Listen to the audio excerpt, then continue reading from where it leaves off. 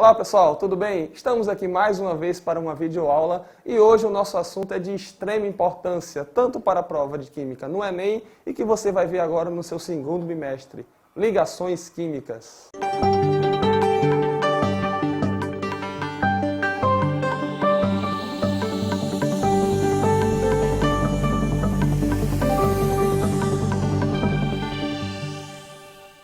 Então, pessoal, do que é que vem a tratar o assunto de ligações químicas? Primeira coisa que nós temos que recordar aqui, pessoal, é que uma ligação química é nada mais nada menos do que um processo de estabilização de átomos, ou seja, os átomos vão buscar fazer ligações químicas para ficarem estáveis. Essa estabilidade é explicada claramente pela regra do octeto, pela famosa regra do octeto, que diz o quê? Que diz que um átomo ficará estável quando ele adquirir 8 elétrons na camada de valência. Lembra que a camada de valência, pessoal, é a última camada do átomo, beleza? Ou quando ele adquirir 8 elétrons, ou então se ele adquirir 2 elétrons na primeira camada. Ou seja, átomo de hidrogênio, por exemplo, que só tem uma camada eletrônica. Se ele adquirir 2 elétrons nessa primeira camada e única dele, ele já ficará estável. Os demais elementos químicos, a maioria, vai buscar os 8 elétrons, tranquilo? Então aqui, essa busca pela estabilidade, pessoal, pode vir acompanhado de quê? Pode vir acompanhado da perda de elétrons, do ganho de elétrons e do compartilhamento de elétrons. Ou seja, um átomo, ao buscar a estabilidade, ao buscar ficar com 8 elétrons, ele terá que passar por um desses processos aqui. O ganho de elétrons e a perda de elétrons, você se lembra, é característico das ligações iônicas. O compartilhamento de elétrons é característico das ligações covalentes. São essas duas ligações as mais importantes e que a gente vai revisar agora. Uma ligação iônica, pessoal, ela vai se dar como? Através da transferência de elétrons. O que significa transferência? Alguém vai perder e alguém vai ganhar elétrons. Ou seja, alguém vai se transformar em cátion e alguém vai se transformar em ânion. Lembre que cátion e ânion são conceitos de quê? De íons, por isso o nome ligação iônica, beleza? Então eu trouxe aqui um exemplo muito cotidiano que é o cloreto de sódio, presente, todo mundo sabe, no sal de cozinha. Os átomos sozinhos, pessoal, átomo de sódio e átomo de cloro, são respectivamente um metal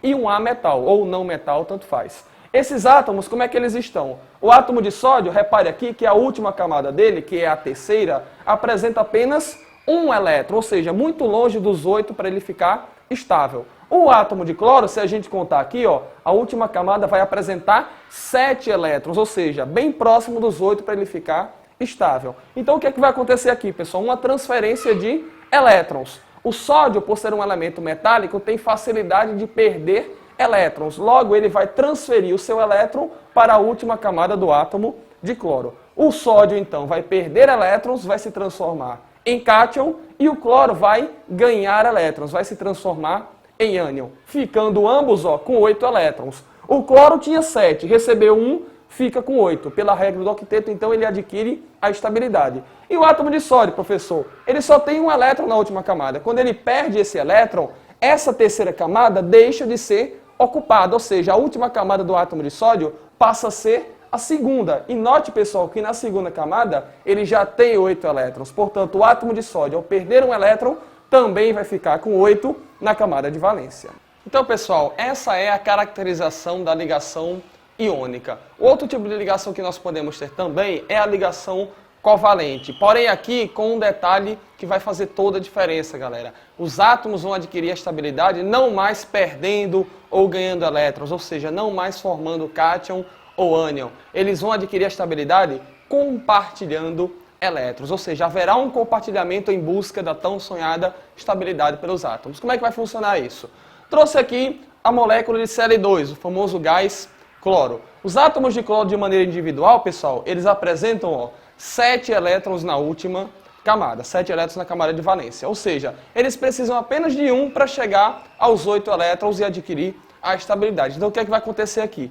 Cada um dos 2 átomos de cloro vai compartilhar um elétron com o próximo átomo, ou seja, haverá um compartilhamento de elétrons único aqui, onde o par eletrônico envolvido na ligação aqui vai pertencer a ambos os átomos da ligação, no caso aqui a ambos os átomos de cloro, ou seja, o primeiro cloro fica com 8 elétrons, o segundo cloro também fica com 8 elétrons. A molécula é denominada Cl2, porque são dois átomos de cloro, e cada compartilhamento desse, ele é representado por um tracinho. Então esse tracinho aqui representa o quê? Uma ligação covalente simples, porque ocorreu apenas um compartilhamento entre os átomos, beleza?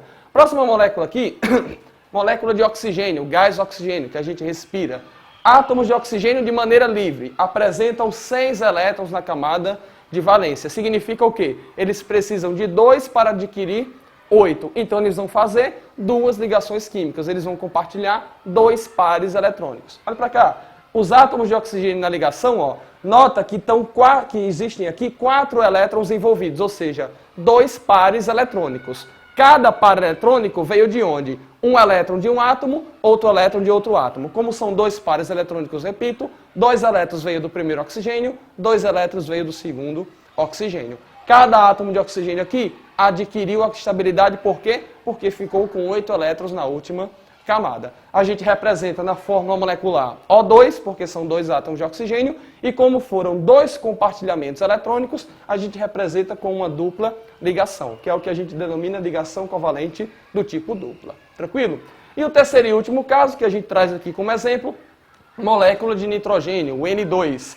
Átomos de nitrogênio de maneira individual. Representa o quê? 5 elétrons cada um na última camada. Significa o quê? Se eles têm 5 elétrons, faltam 3 para eles chegarem a 8. Logo, eles vão fazer o quê?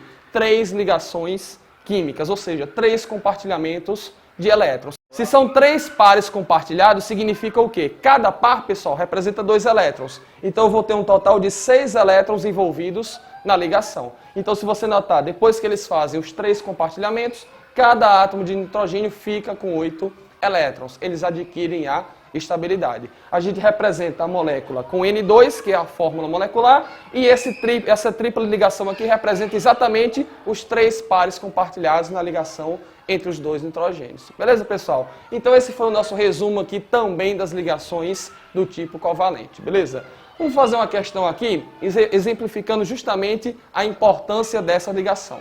Diz assim, um determinado elemento químico A, em seu estado fundamental, apresenta seus átomos com um total de 12 elétrons. Cuidado, ele não está dizendo que a última camada tem 12. Ele diz que o total de elétrons é 12, beleza? Combinando átomos desse elemento A com átomos de um elemento químico B, pertencente à família dos halogênios, já já a gente vai lembrar o que significa a família dos halogênios, beleza? Pode-se afirmar que a fórmula do composto resultante e o tipo de ligação química envolvida são respectivamente. Vou fazer essa questão aqui no quadro agora, beleza, galera? Repara só. A gente pode ter os compostos classificados de 2 maneiras. Que maneiras são essas, professor? Os compostos iônicos, onde estão envolvidos, obviamente, ligações iônicas, e os compostos ditos moleculares. Compostos moleculares é onde vai existir apenas ligações covalentes. Como a gente viu nos exemplos agora há pouco, galera. Ligações iônicas vai ter a presença de um metal com um ametal. Na ligação molecular ou na ligação covalente, como é o caso, haverá apenas a presença de ametal, podendo também haver a presença do hidrogênio. Então, ele diz o seguinte na nossa questão, que o elemento químico A apresenta 12 elétrons, mas eu não sei quantos elétrons são a última camada. Então, o que é que a gente faz aqui? Uma das possibilidades, pessoal, fazer a configuração eletrônica de acordo com o diagrama de Linus-Pauling. Vamos distribuir 12 elétrons no diagrama de Linus-Pauling. Como é que fica isso? Distribuindo os 12 elétrons, a gente fica com 1s2, 2s2, 2p6, 3s2. Você vai ter 12 elétrons distribuídos de acordo com o diagrama de Linus-Pauling, ok? Se você notar, a última camada do átomo é essa daqui, ó. É a terceira camada, subnível S. Ou seja, ele vai ter, pessoal, 2 elétrons na camada de valência. Você tem 2 elétrons na camada de valência do átomo A e o átomo B, ele diz o quê? Qual é a deixa que ele diz para você chegar nessa quantidade? Ele diz que é um átomo halogênio. Pessoal, átomo halogênio faz parte do quê? É o grupo 17 da tabela periódica, ou antigamente chamada família 7A. Ou seja, todos os elementos da família 7A ó, apresentam 7 elétrons na última camada. Como é que a gente vai fazer aqui, pessoal? A fórmula desse composto aqui. Naturalmente, a gente já tem que ter na cabeça o seguinte, pessoal. O composto aqui vai ser resultante de uma ligação iônica. Por quê? Esse átomo aqui, o átomo A, apresenta 2 elétrons. Para ele chegar a 8, faltam 6, está muito distante. Então significa o quê? É mais razoável, é mais fácil esse átomo perder esses 2 elétrons. Então é exatamente o que vai acontecer com o átomo A. Ele vai perder 2 elétrons. O átomo B, olha que trivial, ele tem 7, falta apenas 1 elétron para ele chegar a 8 e ficar estável. Então a tendência desse átomo aqui é fazer o quê? É ganhar 1 elétron. De modo com que você vai ter isso daqui, ó.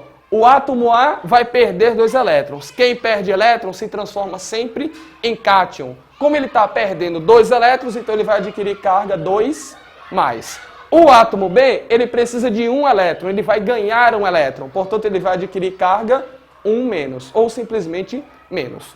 Como é que a gente chega na fórmula do composto iônico aqui? Porque é um metal se ligando com um ametal. Essa carga aqui, pessoal, o 2+, o número 2, o módulo da carga, vai indicar quantas vezes o átomo B vai se repetir na estrutura. E esse número 1 aqui, o módulo da carga 1-, o número 1, vai indicar quantas vezes o átomo A vai se repetir na estrutura. De modo com que a fórmula do composto iônico vai ser A, o 1 que estava aqui no B, vem aqui para baixo do A.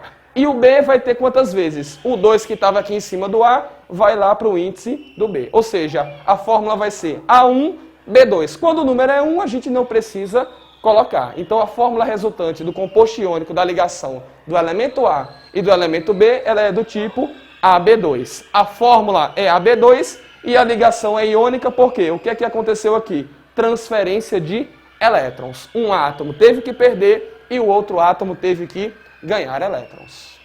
E aí, pessoal, gostaram da nossa aula de ligações químicas? Não esqueça, essa e outras aulas você encontra no nosso site interativo.com.br. Tchau, um abraço e até a próxima.